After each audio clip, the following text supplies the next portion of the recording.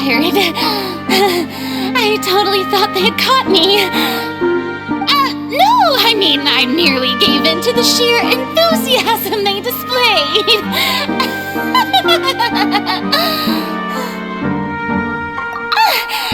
You're right. Yep, that's a good girl.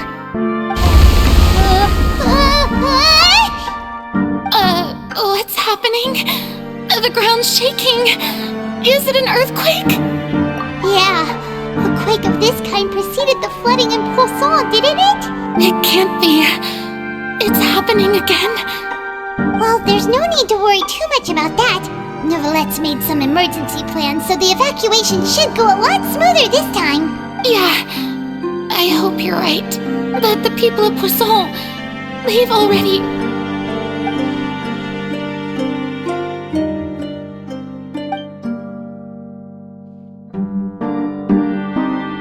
It's true. I've been investigating the prophecy for hundreds of years. I once had informants all over Tevat, searching for clues and feeding information back to me. I've tried all kinds of ways, too, to hold back the sea. Anything to keep the coastline from advancing. But all my efforts proved to be futile in the end. Really, the truth has been clear to me for a very long time. We cannot make an enemy of the divine. No matter what we do, the will of the heavenly principles will have its way, and the prophecy shall be fulfilled. Give up.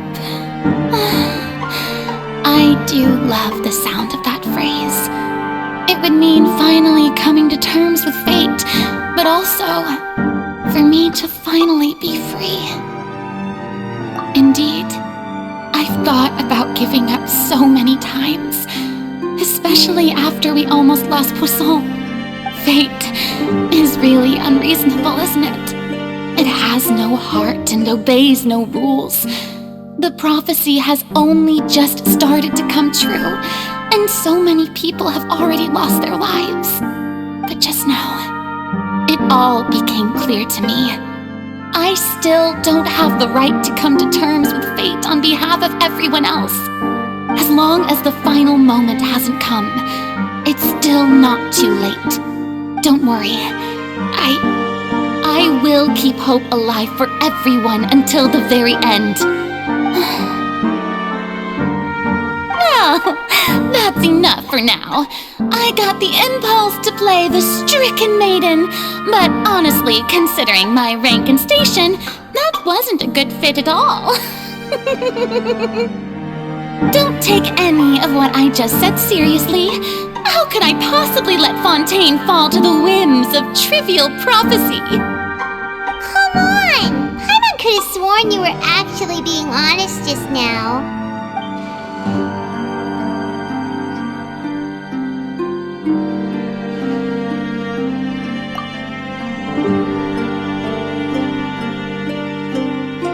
Share my burden.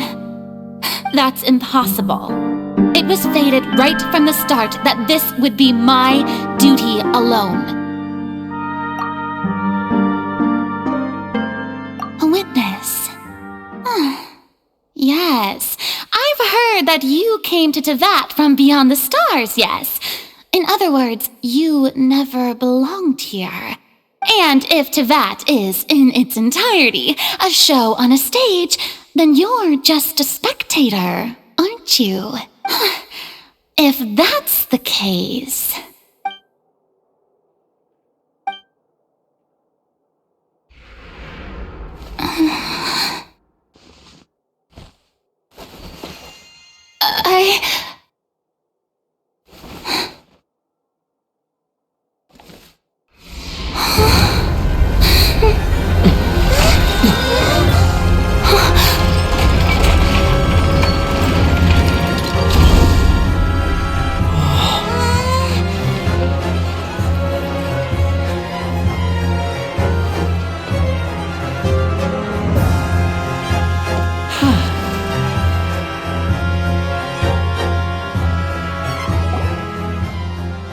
Ladies and gentlemen, this concludes my opening performance. Now, without further ado, we may proceed to the trial of our god.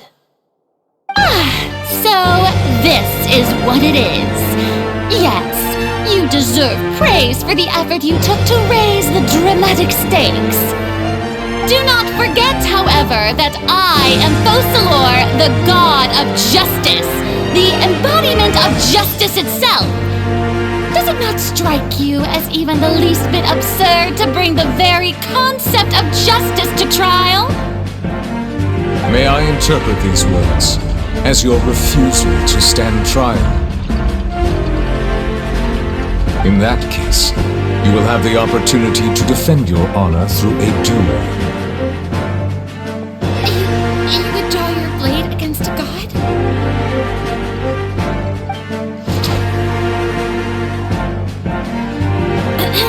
I see. It seems like you have made up your mind.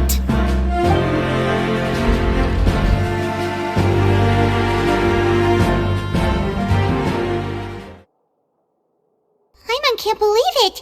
She just surrendered. What the heck is going on? Did I just see an Archon surrender to a human?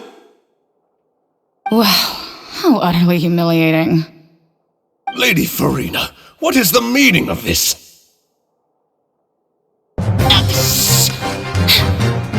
It would seem that there has been a misunderstanding. To be clear, the raising of both hands is not always an indication of surrender. Looking for excuses again, huh? I raised my hands just now to indicate my acceptance of the trial. No duel shall be necessary. I will admit that I've been running away for a long time. I'm sorry, everyone. I was unable to protect the people of Croissant. It is my duty to stand trial for my crimes. You are not the only ones to be disappointed in me. I, too, am exceedingly disappointed in myself. But now, it is time for the Hydro Acrhon to show you her courage and resolve. I, Furina, will use this trial to show the world the true meaning of justice! This time, I will protect you. Applaud and rejoice! One of the most outrageous and fantastical arcs known to the opera epiclese is now unfolding before your eyes. Mark my words, this shall be one of the most exhilarating and brilliant shows ever to grace the stage of Fontaine! The trial of the Hydro Acrhon Focalors will now begin! Woohoo! Now we're making history! Why does it feel like Furina just took over the whole thing? Like, come on! Didn't she just get forced to stand trial for her crimes? Also, even though she's still acting super dramatic, she is taking this seriously this time, right? Alright then, who will be my opponent in this trial? The court asks the prosecutor to please take the stand. Is that so? Very well. Then please speak, witness of Tivat, my accuser and fated opponent.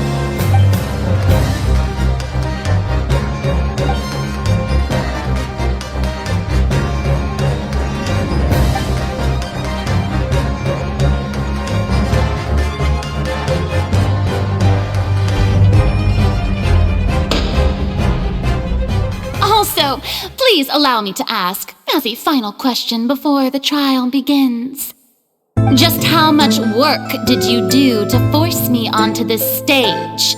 Well, we did do a lot of prep after the meeting that day. I can go over the tasks assigned to the Spina di Rosula, since they were rather straightforward and easy. Navia, the president of the Spina di Rosula. Most of the people who participated in the disturbance this morning were my subordinates.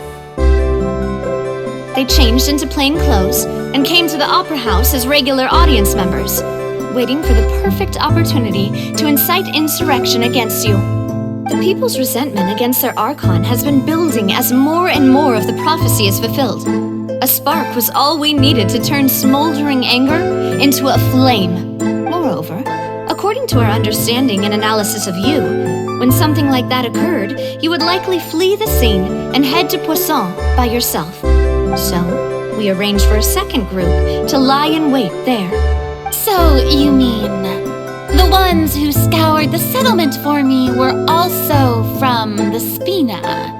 And their goal was to force you to step into the giant magic box so you may personally participate in the greatest magic performance in all of Fontanian history. That's right.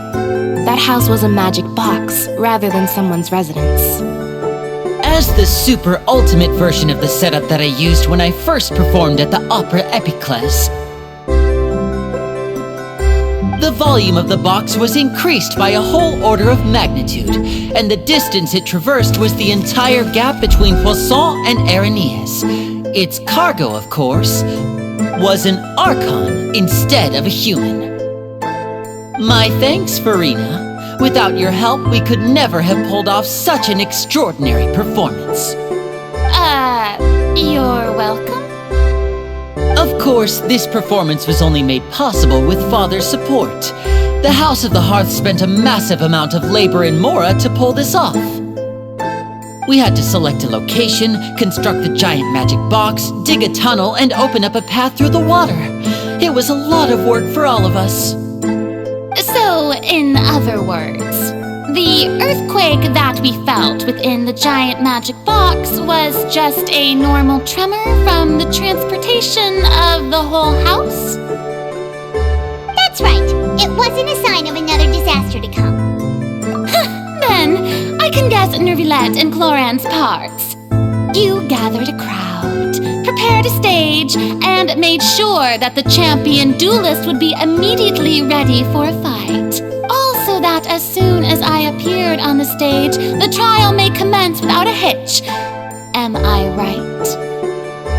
Yes, that is correct. Well, Cloran, I must commend you for your courage. Only the most outstanding champion duelist in all of Fontaine would accept a duel with an Archon without flinching. Thank you. As for you, Traveler, I suppose your role was to keep me distracted with conversation once you found me in Poisson. You'd make sure that I didn't notice anything amiss before revealing yourself as my prosecutor once we'd arrived onto the stage. Oh?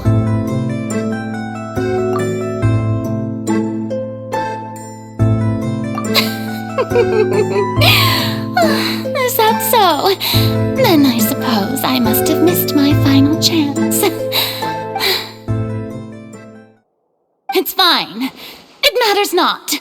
What's done is done. The stage is already set, so there's no reason to disappoint the audience. Let's see this trial through to the very end.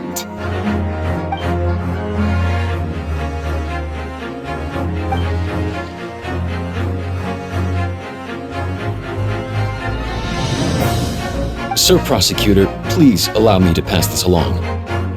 This is a document that Miss Charlotte applied for and received permission to share with you during the trial. According to her, it should speed up the proceedings. Huh? Charlotte wanted to give us something? Oh, so she's here too! Hey, Charlotte! Oh, let Paimon see. Isn't this the exclusive interview that she did with us before? So she's already finished it, huh?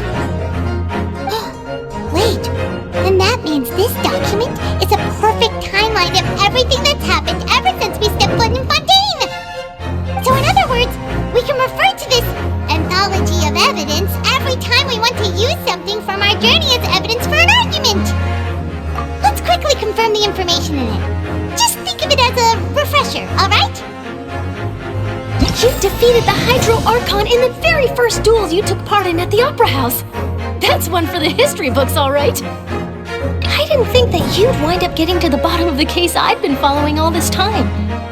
I guess you could also see this as a happy coincidence. This is the first time Monsieur Nervilette had a difference of opinion with the oratories. Even the Hydro Archon can't figure it out. A Fatui Harbinger. She's an extraordinary person. Her instinct must mean something.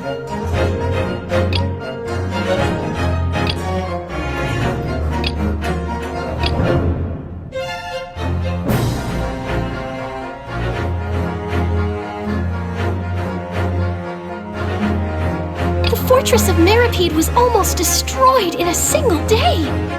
That I didn't witness that scene personally will always be a source of professional regret, I think. According to Monsieur Nervilette, both Child and that whale should have been in the primordial sea at that time. I nearly lost my awesome friend Navia. To be honest, that still gives me shivers.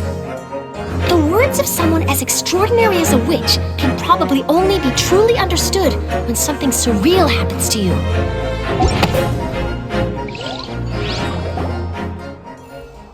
The prosecution and the defense are both in position. The trial shall now begin. Oh, come on, Nervilette. There's no need to repeat all the unimportant legalese. Just fast forward to the part where the prosecution lays out my offenses. As the defendant and the lead actress of this performance, I still haven't even been informed of my supposed guilt in all of this. Of course, it is only natural for humans to struggle to understand the actions of a god. However, you will need more than that to convict me of a crime. That's true, but my charge here is unrelated to your conduct as an Archon. Instead, I would like to charge you as a fraud who's never been the Archon in the first place. Wait, what was that? Lady Furina's a fraud? Hey, I came here thinking that we were going to try the Hydro Archon for forsaking her duty. Did I hear that right? She's not our Archon at all? Charge accepted. Lady Furina, do you plead guilty to the charge? Lady Furina. I plead not guilty. How can I be guilty? There is no way that I, Focalors, otherwise known as Furina de Fontaine, a member of the Seven and the Regina of all waters, kindreds, peoples, and laws of Fontaine, could be anything other than your true Archon. Yeah, even though Lady Furina can be rather eccentric, isn't it going too far to doubt her very identity? Yeah, I've never questioned her identity either.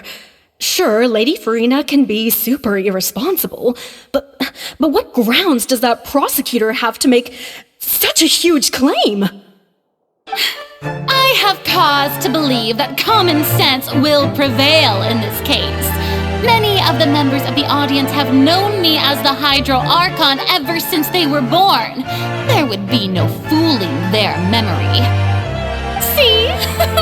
Even the Oratories has decided to show me its favor. Are you sure you want to commit to a charge that will never be upheld? If you wish to drop the case, I can promise you as the God of Justice that you will not have to face trial for making a false accusation. We will treat everything that's happened as a dramatic spectacle and move on with our lives. What do you say to that? An argument with near impossible odds, huh? We have to not only refute Furina's claims, but also overturn the long-held beliefs of the people.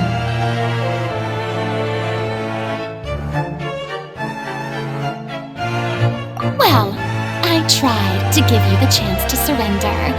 If you must persist, then let me ask. If you believe I'm not the Archon, then what manner of being do you think I am? And if I was not the Archon, then how did I manage to live for over 500 years?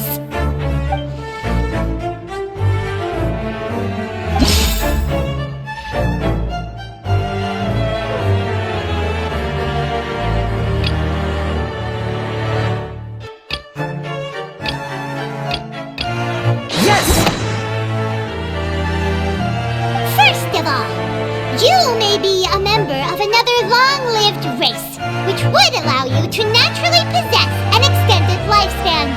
And second of all, even if that wasn't the case, there could be other ways to extend your life. Who gave you that idea? Was it the knave? You'd sink so low as to use a harbinger's words against me. A curse?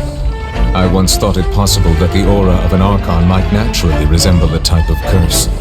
But in light of this claim, perhaps what I sensed was not your divinity, but a curse after all. You sensed it too, huh, Narwhal? Lady Furina is actually a human? Well, it is true that it's extremely difficult to tell humans and gods apart just by looking at them. It's not impossible.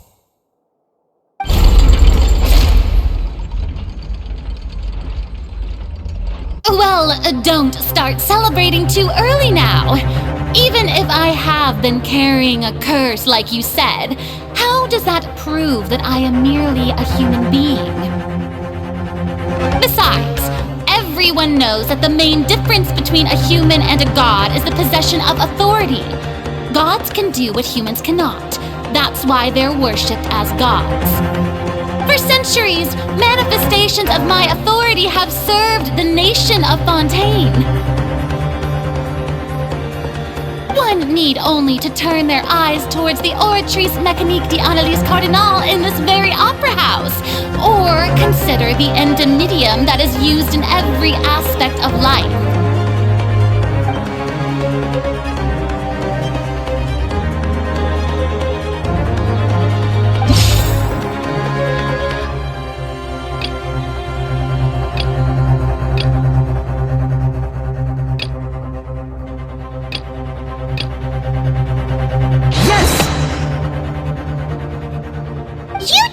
Reference the Oratrice. But weren't you as confused as all the rest of us when the Oratrice declared Child to be guilty without any proof? Otherwise, you should have come up with a good explanation for that by now. Didn't I make myself clear at the time? The decisions of the gods are naturally difficult for humans to comprehend. There is no need to provide an explanation. Lady Furina, I believe a reminder of your current circumstances is in order. While the court is in session, the principles of justice in the law must come before all else. While you are an Archon, you are also first and foremost the defendant in this trial. You will prove yourself unable to defend against the prosecution's charges if you continue to withhold vital information against the rules of the court.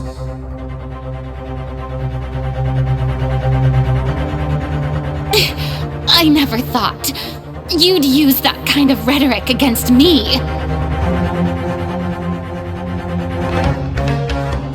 That was no trick of rhetoric, Lady Furina. I've merely reiterated the rules of the court. Rules that all should respect and follow. So, you neither knew why Child was declared guilty, nor did you understand the structure and operations of the Oratrice. Instead of having been created by you, the manifestations of authority you mentioned have been made by the real Hydro Archon, haven't they? The real Hydro Archon? Well, now you're really losing me. It is true that I did not know why the Oratrice gave out a guilty verdict that day. But the Oratrice handed out that verdict unilaterally, and it has been operating independently ever since it was first created. You can't argue that just because a divine creation is flawed, that the god behind it must also be no god at all. She's still throwing out all kinds of excuses. Seems like she's confident that we won't be able to produce proof that she has no power over the Oratrice. My power as an Archon? There are many ordinary citizens in the audience. How can I just carelessly demonstrate the formidable power of an Archon? If that poses a concern, I'm prepared to extend my protection to the audience. You don't need to go that far.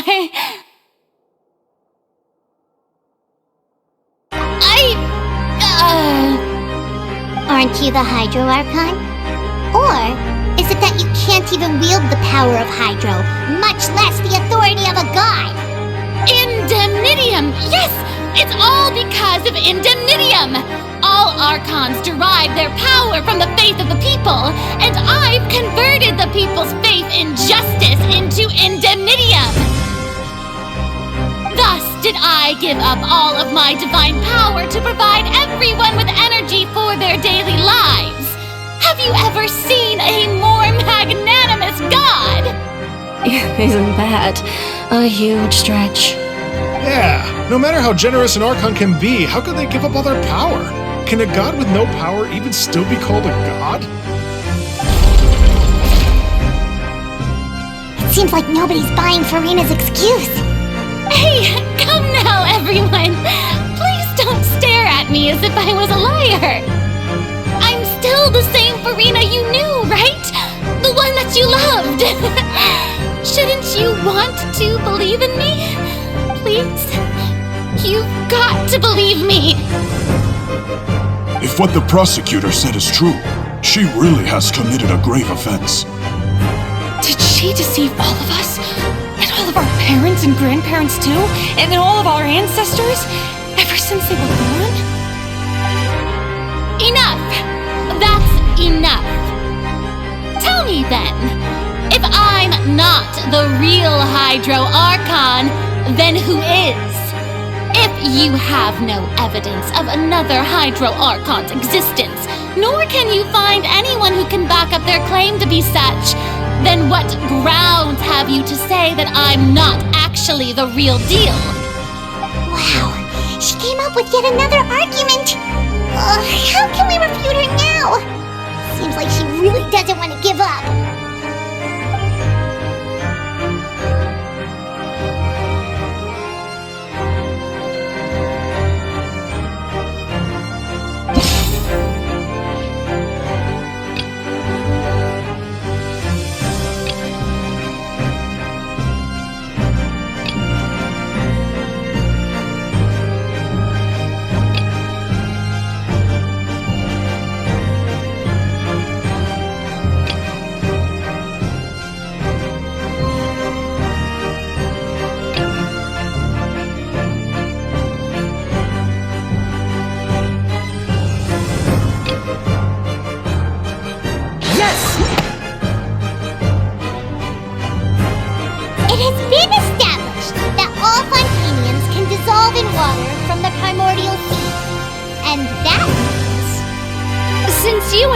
On claiming to be a god and not a human, then there's a method that you can use right here and now to eliminate all suspicions of you being the latter.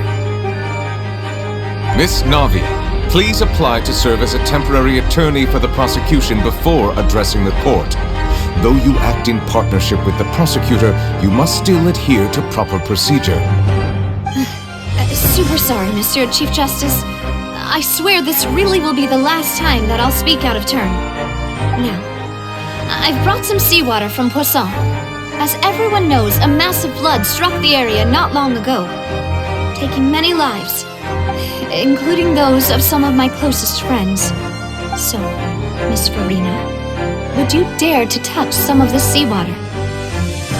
If we are to believe that you are indeed the real Hydro Archon, touching the seawater would have no effect on you. All it should do is strengthen your case.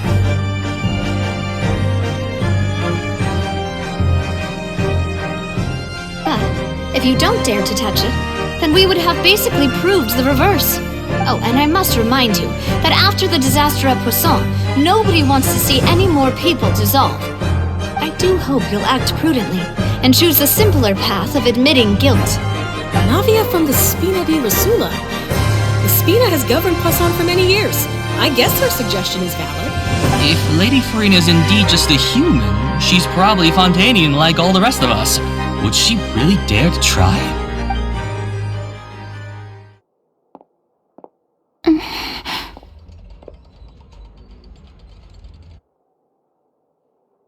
Lady Furina, this test has been unilaterally proposed by the prosecution. As it falls outside the realm of standard court proceedings, you possess the right to decline participation. Well, of course he had to tell her that. But refusing to participate is basically the same as a confession of guilt. She's just staring at the water without saying a single word. It really does seem like she's quite terrified of it. That could only mean... What's going on? Is she really planning to... that's not what we thought she would... Due to the inherent risk of the test, Lady Furina, you may... What? Hey!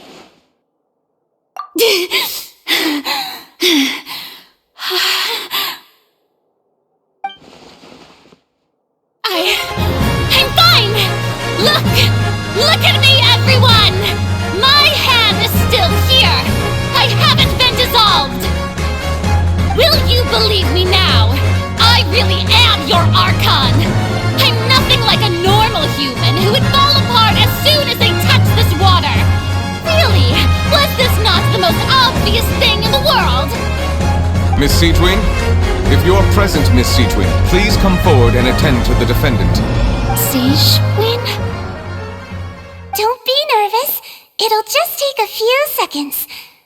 Let me see. That should be enough. Please announce the results of your evaluation to the court, Miss Seedwing. As everyone doubtlessly saw, Miss Furina was displaying symptoms of hyperventilation and flushed skin.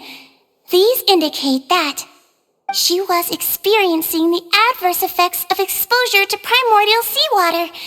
The extent to which she was affected is the same as other humans when exposed to primordial seawater of a similar concentration. Thank you, Miss Seedwing.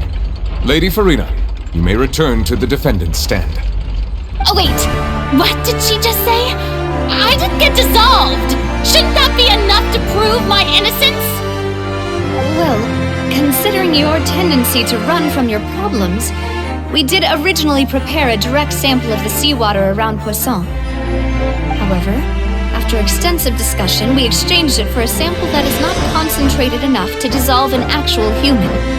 After all, on the off chance that something entirely unexpected might occur, we don't want anyone else to lose their life to the sea.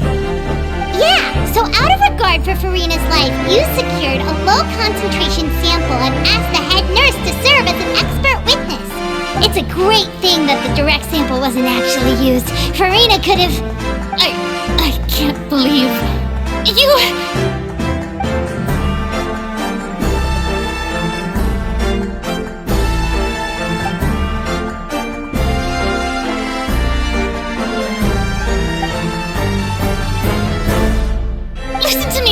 Listen to me, everyone! Please don't give me such cold and disdainful looks! What happened just now didn't prove a single thing! Think about it! How can you conclusively prove that an Archon can't also be affected by the primordial seawater? Also, if I was really just a human, why would I dare to just put my hand in that kind of water?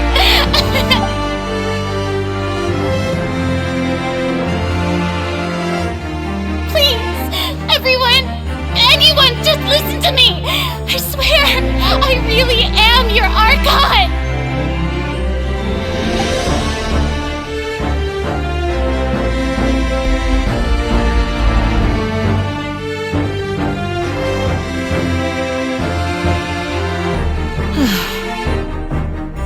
I don't think anything she says at this point will sway anyone. The odds are just too stacked against her now.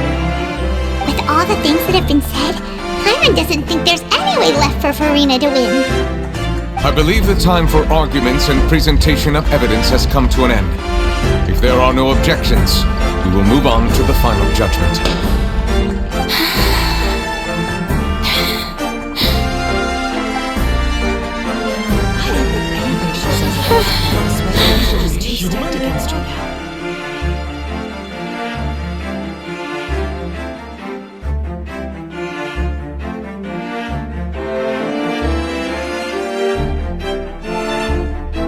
In my capacity as Chief Justice, I shall now render judgment on Furina's misrepresentation of herself as the Archon of Fontaine.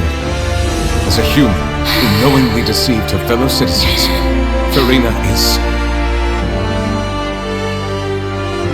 guilty.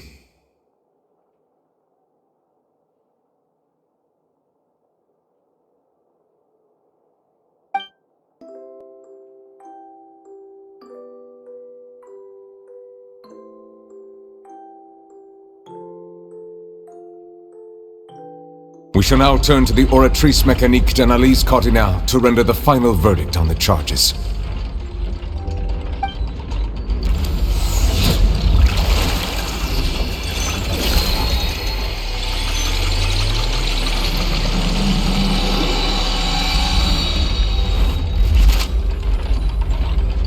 According to the judgment of the Oratrice Mécanique d'Analyse Cardinale, Furina is...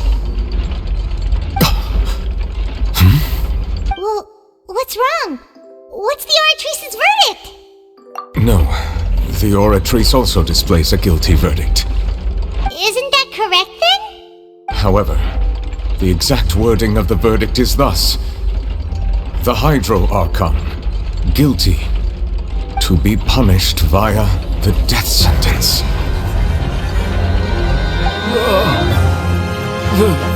The death sentence? That's actually one of the available sentences? I've always thought that it was just a myth. The one and only time the death sentence has been handed out at the court, and it's been given to the very person we've worshipped as the god of justice? What an unexpected twist.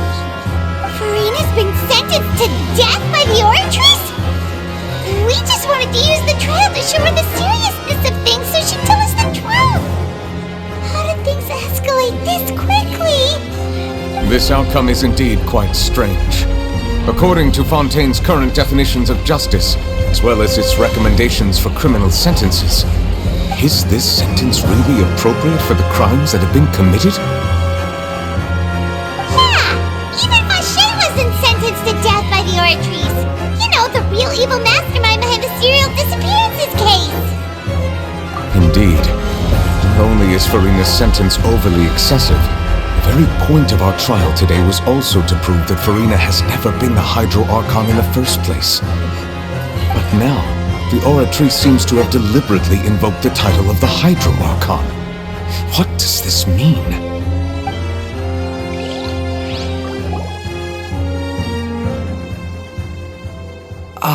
Excuse me, if I may interrupt. Is the trial still going? Fremine! Oh, you finally made it. I assume this means you've completed your mission? Mm-hmm. Any mission Father assigns to me will always be top priority. Is that the first prophecy slate? Huh. So the knave privately arranged for Fremine to try and find the missing slate. I looked everywhere and finally found it at the bottom of the sea. It took me a long time to get around some dangerous stretches of water. But has the trial already concluded? Then doesn't that mean I've come too late? Oh no. Father will be disappointed in me. Thank you for your hard work, Mr. Fremine. Please allow me to review the record left on the slate. Traveler, I believe that you have already seen the other existing slates, and would like you to come here and confirm their contents. Huh? So what do you see? What is it? I believe I've now made sense of the Hydro Archon's crime. It has to do with Fontaine's lost history. Huh? Isn't the Hydro Archon just guilty of deceiving her people? Oh, wait, no, that's Furina, and we've already proven that she's not the Hydro Archon. So when you say Hydro Archon, do you mean the real Hydro Archon we've been kinda talking about? In truth, everything that you've encountered in Fontaine up until this point can be traced back to the contents of these stone slates. However, I'm uncertain as to how much sense they currently make to you. Okay, let's try to recall the contents of the other 3 stone slates. Paimon will do her best to help you.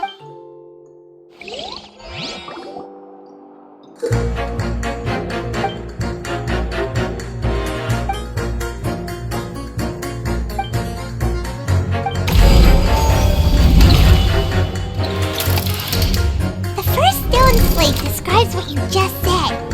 It seems to show the previous Hydro Archon using her divine power, and then the Oceanids turn into humans. Does that mean that Fontanians are transformed Oceanids? Oh, Paimon wasn't expecting that. But if Oceanids can turn into humans, then perhaps this process can be reversed as well. The second stone slate shows Celestia floating in the sky, and the Hydro Archon and her people worshipping it together. But the heavens still brought judgment down upon them. This must be the point when the Hydro Archon and the Fontanians were branded with their original sin. Does this mean that the original sin and the Hydro Archon sin are the same thing? The third slate shows the Hydro Archon sinking into the sea surrounded by many people. That reminds Paimon, didn't we also watch that happen to someone else? Well, the fourth slate is the prophecy the Fontanians have been talking about. People dissolving into the sea, the Hydro Archon crying on her throne, and so on. We didn't believe that such a crazy disaster could happen at first, did we? But after that incident, it was just a question of when and not if.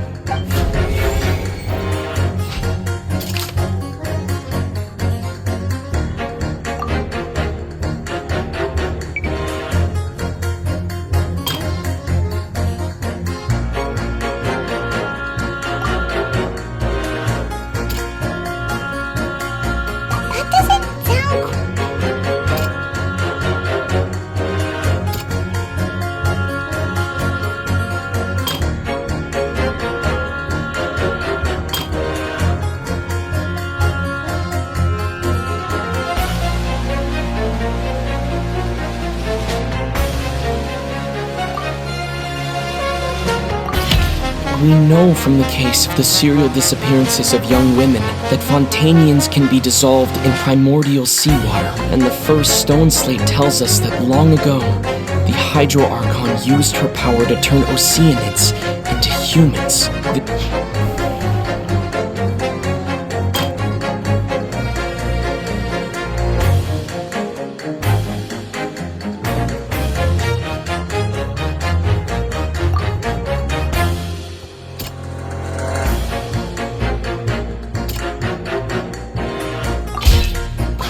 What is about to take place has all happened before.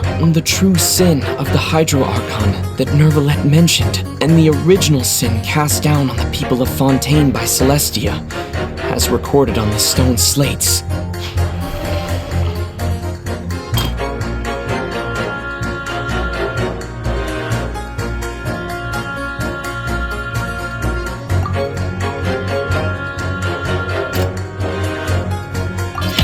It's not as simple as falling into the sea.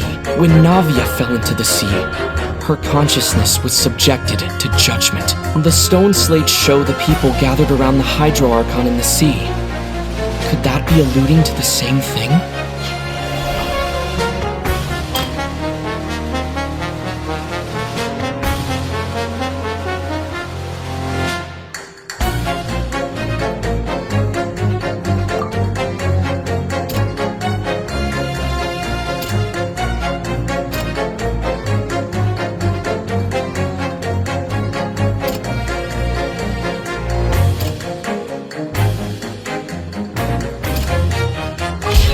The prophecy from the stone slates found its way into society, but not many people believed it at first. If we hadn't dealt with it in time, things could have gone very badly.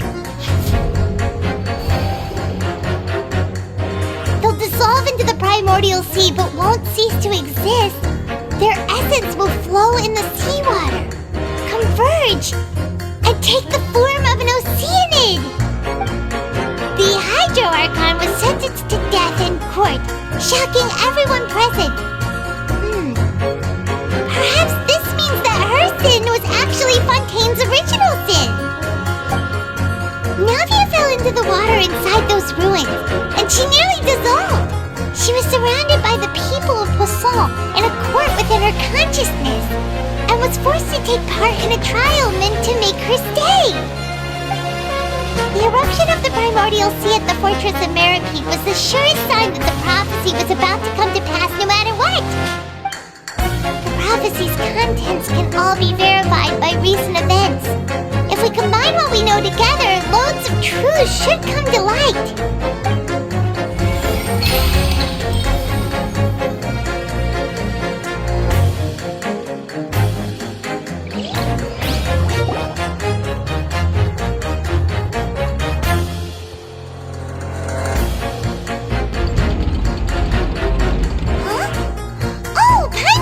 Now, so that's how you can make sense of it. But then it feels like we're going to have to share some truly shocking revelations. Let's hear them. Incredible! Linny, did you hear that? We're not real humans. All Fontanians were originally created by the late previous Hydro Archon, with Oceanids as their basis. The evidence for that can be found in how only Fontanians could dissolve in primordial seawater, and how all the girls Vacher dissolved were also turned into Oceanids. Oh, and according to Navia, when she was about to get dissolved, she also saw everyone gathered around for a trial, all of them in the shape of Oceanids. Indeed.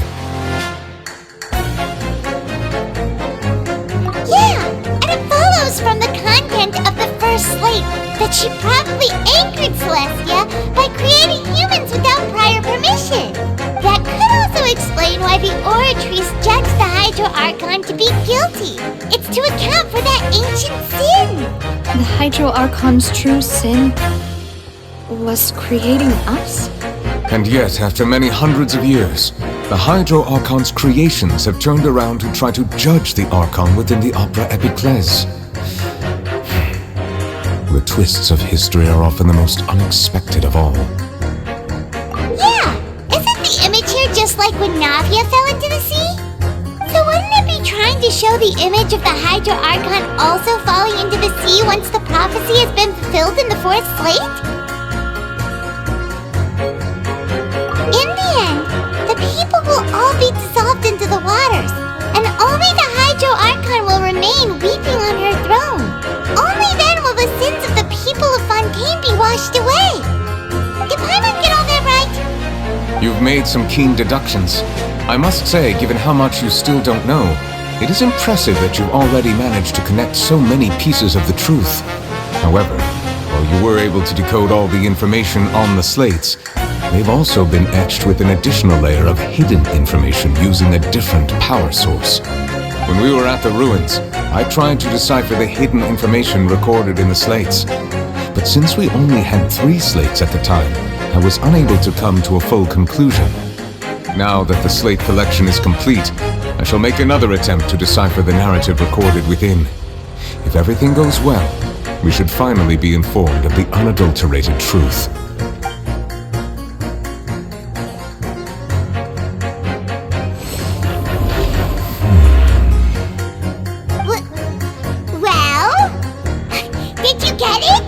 I believe I should share this truth not only with you, but with all the people of Fontaine as well. I will try to briefly summarize it for you. Your hypotheses regarding the origin of Fontanians and the sin of the Hydro Archon were both correct. In the Fontaine of old, the previous Hydro Archon sensed the yearning of her Oceanid familiars for life on land.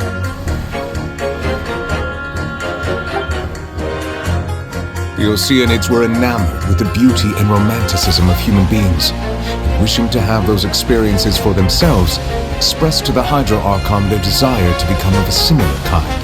However, even though water as an element is intricately linked with the power of life, the Hydro Archon, as one of the 7, did not possess the authority to create a new form of human life.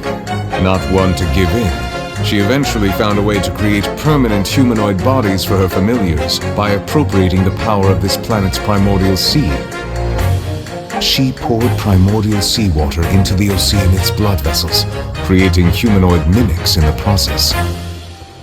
But if Fontainians were to ever come into direct contact with water from the primordial sea, the power within their bodies would escape these artificial restraints and return to the sea. As a result, their forms would collapse, and they would be reverted to their original forms as Oceanids. Of course, the Hydro Archon never received permission from the heavenly principles to create a new human race. And thus, the Hydro Archon and all of her creations came to shoulder the original sin of appropriating the power of the primordial sea. That is the true history of how the people of Fontaine first came into being. So we were all Oceanids before we turned into human beings? That's way too much information for me. I think I'm just going to pretend that I never heard a single thing. Wait, but if that's the truth, we can't let the Hydro Archon be sentenced to death. After all, her only sin was creating us. This really might be too much information for your regular Fontainian, but it does answer a lot of our questions. Alas, your hypothesis regarding the third and fourth stone slates was inaccurate. The slates' respective positions are, in fact, correct. A key point of the visual on the third slate is how all the individuals depicted in the water are humans rather than Oceanids. They have not been dissolved, which implies that the water depicted in this slate is not water from the primordial sea. The nation of Fontaine is the nation of Hydro, as well as the nation of trials and justice. Instead of being the literal element, the water in the scene symbolizes judgment and justice. You may also recall Navia's experience. When she fell into the sea, her consciousness was surrounded by that of many others who intended to hold a trial to determine her fate. Therefore, the meaning of the third slate is that the people of Fontaine shall try the Hydro Archon at the court of justice. Yes, it refers to our present situation. I think I'm following now. So, what you're saying is, even though we decided to put on this trial to avoid fulfilling the prophecy, in truth, everything we've done has happened exactly as the prophecy foretold. So now, it seems, we're the ones making sure it comes true. What should we do? No matter what, the prophecy will be fulfilled. Is this what it feels like to be a prisoner of fate? If that's the case, does that mean the scene in the fourth slate will also be fulfilled soon? Traveler, I would like to point out another small fallacy in your deductions. About the fourth slate, you probably thought that the eruption of primordial seawater beneath the fortress of Meripede served as the surest sign that the prophecy was about to come to pass, yes? However, I believe that rather than being a sure sign, that eruption could in fact only be a small warning of something far worse to come. As for the root cause of the catastrophe, I believe you've already encountered it once before.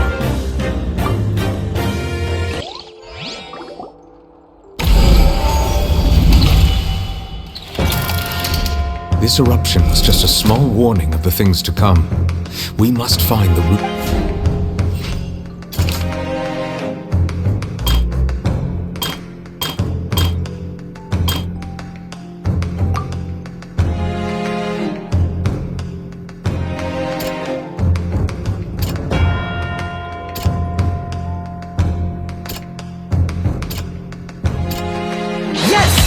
It was both dream and reality.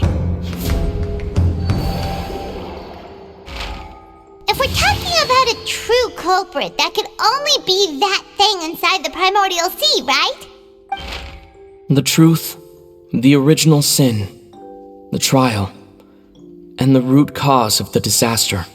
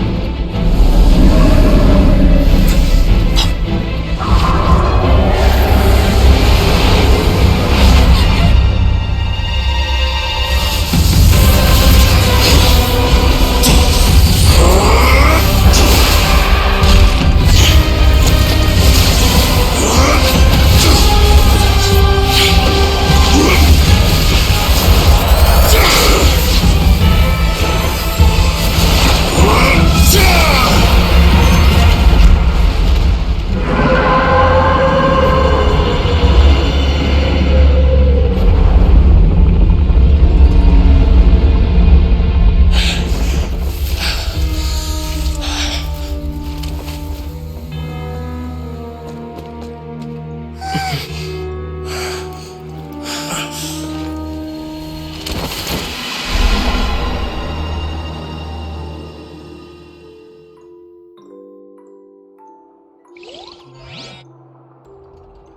was way too close! How did that thing just burst into the Opera House? Wait, was that the huge whale you saw in your dream? So we've met it at last. I understand very well why it has chosen to make an appearance here. That whale does not belong to Tevat. It is a monster that has traversed the stars, weeping all the while. It has been greedily consuming the energy from the planet's primordial sea, using it to grow. That is the main cause for the rising sea levels. And once it has finished consuming all of the energy contained within the sea, its next step will be... You said that when the Hydro Acrhon first created Fontainians out of oceanids, she filled their blood vessels with primordial seawater. Precisely. That whale finds the blood of Fontainians nigh impossible to resist. Therefore, when it left the primordial sea, it decided to make its next stop a packed opera house full of food. Food in the form of Fontainians. We just barely managed to push it back, right? In that case, won't it come back to target the people again once it's managed to recover its strength? That is correct. Indeed, it is more accurate to say that we should thank that Harbinger for buying us some time. Without him, the whale would have likely come onto land far sooner. From the way he looked, he must have been fighting the creature for quite a long time. That battle maniac. We've always known that he had a special connection with that whale, but we definitely didn't expect it to help us out like this. Anyway, now that we know that this whale is the actual cause of the disaster recorded in the prophecy, all we need to do to stop the prophecy would be to find a way to beat it up, right? It is too late. It had already absorbed too much of the primordial sea's energy before we could notice it. At this point, it has become practically integrated with the sea itself. Even if the entirety of Tevat were to be destroyed, it could still survive and swim off towards some other world. That's not something I will accept. We've already done everything we can, and we even found the true culprit. We've come so far. You can't just tell me that the last hurdle is some impossible foe. That's just not fair. Indeed, that's not how a grand performance should end. I'll fight it to the end, no matter what. So the prophecy will be fulfilled no matter what, huh?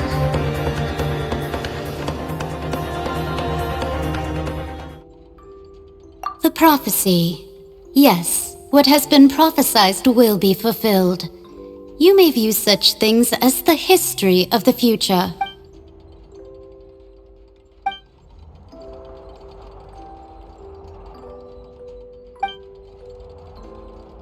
Just as prophecies are usually only the future as seen from the perspectives of the gods, could things be happening in hidden corners where the gods' gaze does not fall? Ultimately, fate shall serve as your only guide, no matter what will happen in Tevat's future. All you need to do is to play your part.